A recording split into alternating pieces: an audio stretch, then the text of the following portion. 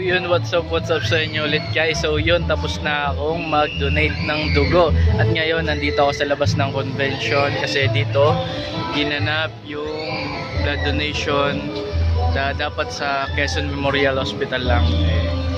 Na dito kami tinuro at yun, may biyaya at dumating. So yun, shout out sa kay Governor Helen Tan, yo.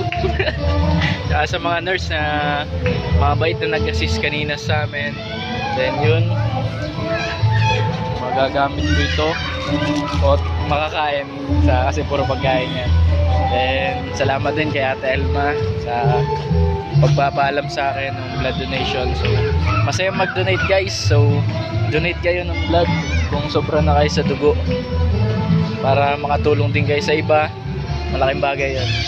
At ngayon, pabalik na ako sa amin at hindi ko na alam. So ganito na, tapos na dito ang vlog natin sa ngayon. Then uwi na ulit ako gamit tong aking Pinkie Pie na bike. So yun guys, hanggang sa muli, babush!